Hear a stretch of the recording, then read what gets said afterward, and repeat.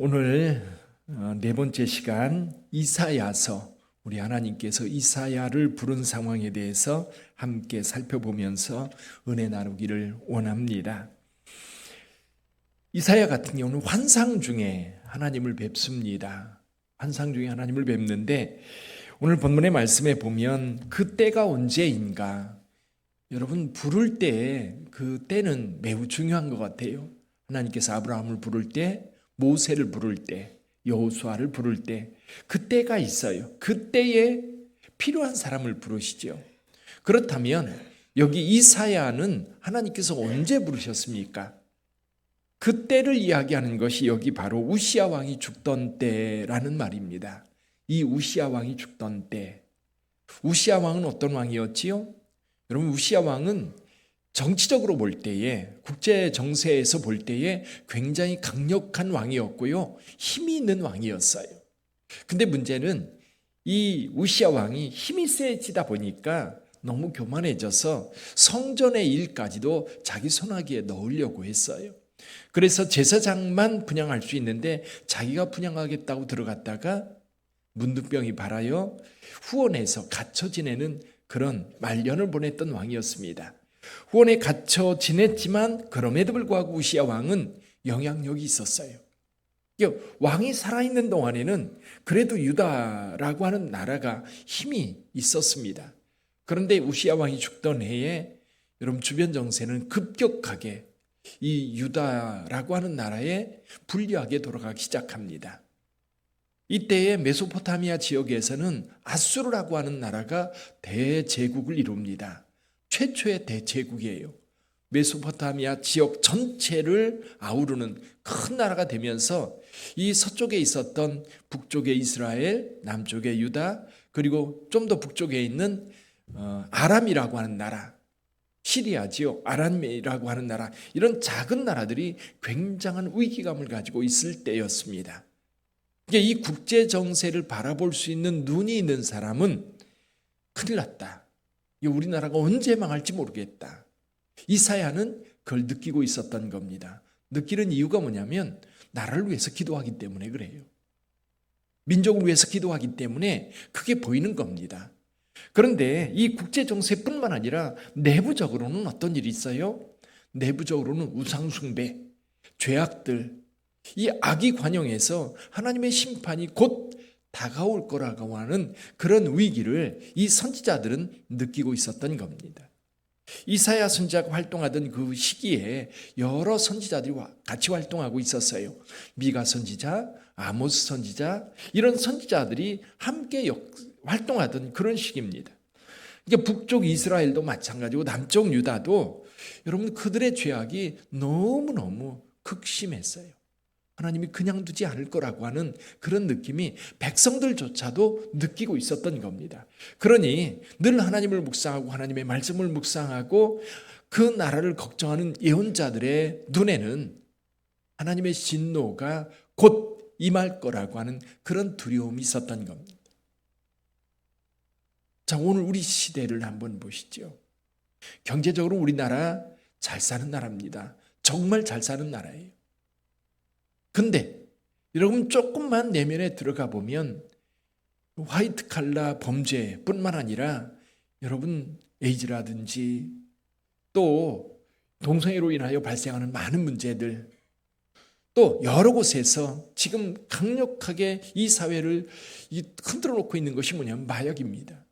우리나라는 마약 청정국이어서 마약이 거의 특정한 사람들, 연예인이라든지 어떤 특정한 부유층 젊은이들이 마약한다는 이야기는 가끔 들었어도 이렇게 보편적으로 퍼져 있는 적이 없었어요.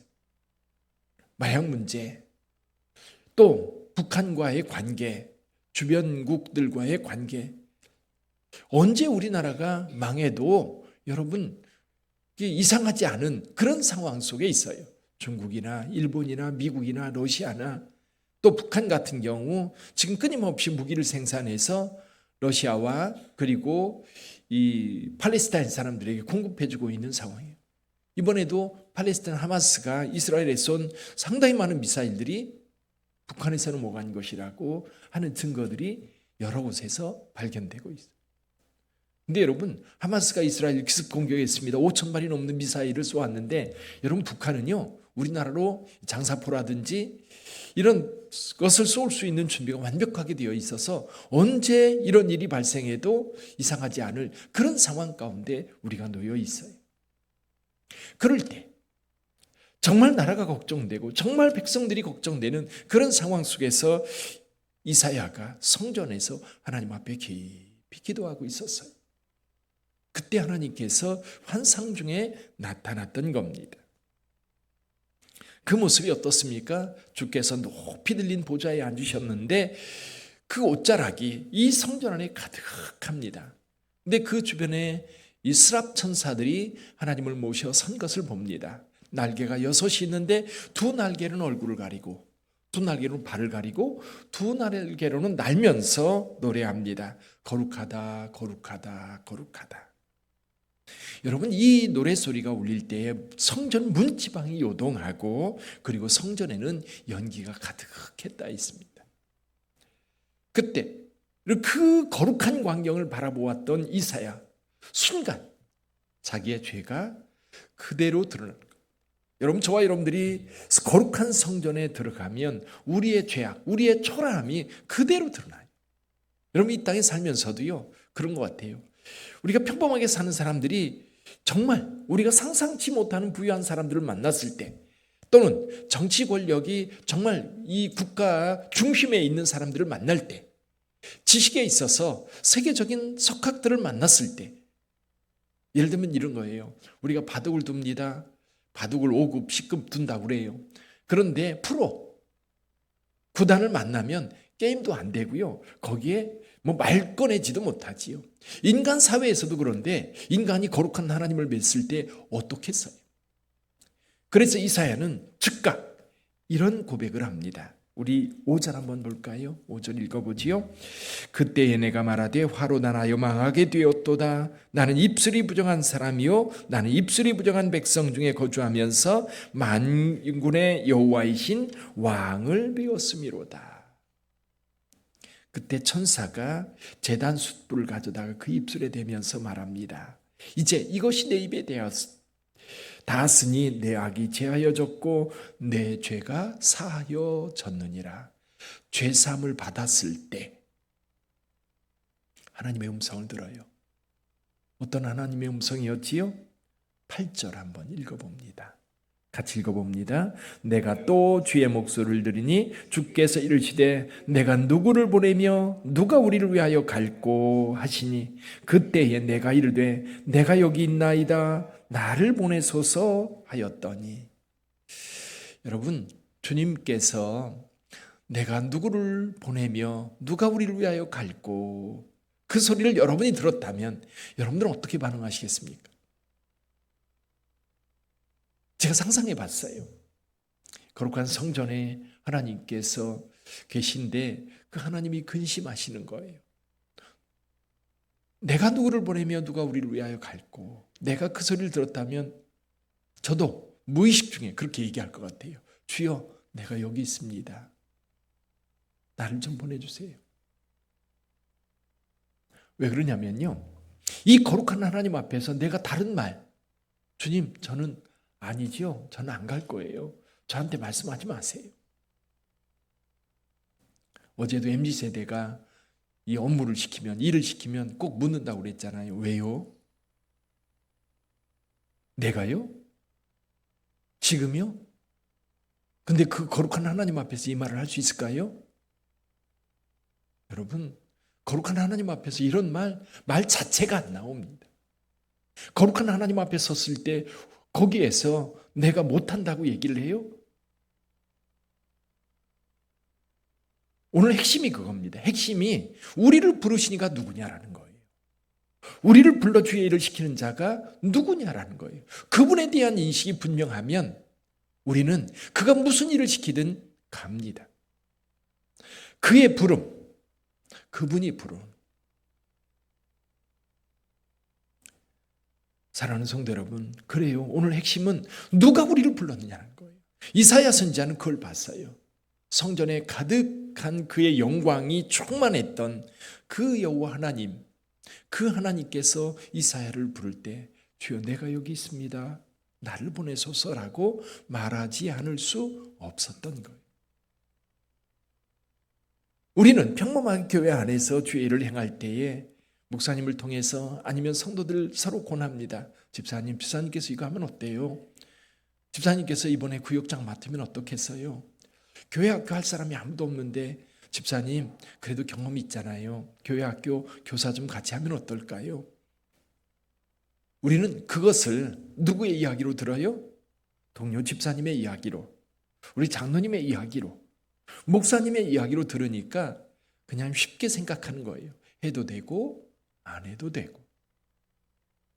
근데 주님이요, 그런 상황 속에서 목사님의 입을 통해, 우리 동료 권사님의 입을 통해서, 우리 장로님의 입을 통해서, 또 어린아이들의 눈 속에서 그게 보이는 거예요.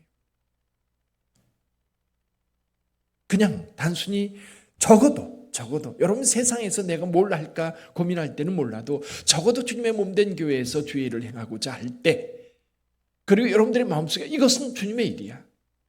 어제도 권사님들이 나오셔서 전도를 했다는 얘기를 들었습니다. 하나님이 마음에 감동을 주시는 거예요. 하나님의 감동을 주실 때 이건 주님이 내게 주시는 말씀이구나. 그렇게 받아들이면요 행동하기 쉬워요.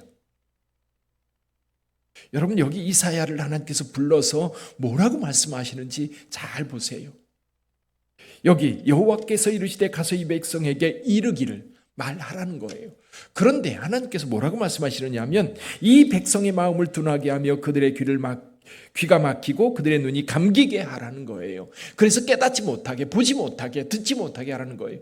그래서 어떻게 하게? 그들 멸망할 때까지, 10분의 1만 남을 때까지, 이 땅이 황폐할 때까지, 그때까지 그렇게 하라는 거예요. 여러분 좋은 소식을 전할 때 전하는 자도 행복해요. 그런데 하나님께서 지금 백성들에게 하나님의 심판을 전하는 겁니다. 여러분 이거 정말 힘들어요. 그런데 하나님이 시키시면 해야 돼요. 근데 여러분 너무 걱정하지 마세요. 하나님께서는요 여러분들이 싫어하는 거 잘 안 시키세요. 여러분들이 잘하는 것, 여러분이 관심 갖고 있는 것, 여러분이 즐거워하는 것, 여러분들이 가지고 있는 능력을 가지고 그걸 가지고 일하게 하십니다. 하나님께서 여러분들이 하기 싫은 거 억지로 불러다가 시키는 경우는 극히 드물어요. 제가 볼 때는 우리 빛된 교회 성도님들 하기 싫어하는 거 안 시키실 것 같아요. 그럼에도 불구하고 하나님께서 내가 하기 힘든 일을 시킬 때가 있어요. 그때에도 여러분 피하지 마세요. 주여 제가 하겠습니다. 주여 제가 감당하겠습니다. 그럴 때 하나님께서 얼마나 기뻐하실까요?